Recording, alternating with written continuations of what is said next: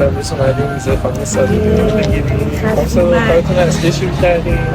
شروع کردیم 14 فروردین. مبارکتون باشه. واقعا صفر صد کردیم. لطف کردیم. واقعا بتونیم موفق باشیم اینجا به هدف برسیم. براتون از موفقیت می‌کنم. یه توضیح کوچیک از روند کار اگه حتما یه جوریه جان جعفری که اصلا زبون زده، یعنی انقدر به ایشون نگران کار من بودم خودم شاید نبودم. نه واقعا تو همه مرحله ها چه از پیدا کردن ترجمه ایشون هم معرفی کردن سریع با ترجمه می‌کنم من جواب بدم. ما شروع کردیم جان جعفری مدت برنامه رو در آوردن و ما تو نمونه‌شون هم بررسی می‌کردیم، ازشون مشورت می‌گرفتن که مثلا حالا از نظر ایشون کدوم بهتره و این پروگرامی بود که دیروتون باشه خودتون توصیه‌اش کردیم. آره که همون دانشگاه هم پذیرش کرد. دانشگاه دیلو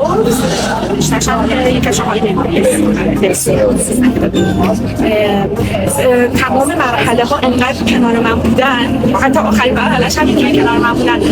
بعد از ملاقات ابراز کردن دانشگاه ها و اومدن پذیرش رفتیم توی مرحله که برای سفارت حالا مجلس رو بچینیم و برای سفارت رو چون همه مرحله ها ثانیه به ثانیه بودن و پیگیری که ایشون داشتن میگم خودم نداشتم. نمیدونم چجوری بعد ازتون تشکر کنم. یک عمر ممنونم. نوی خودتون خانم صادقی ها رشته‌شون مالی بوده، معدلشون روسته و خوبی هستون بیسته میکنن.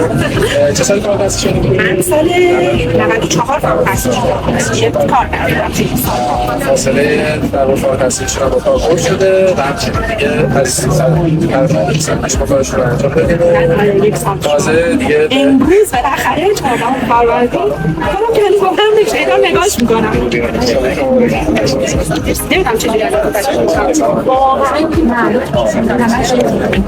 مرسی.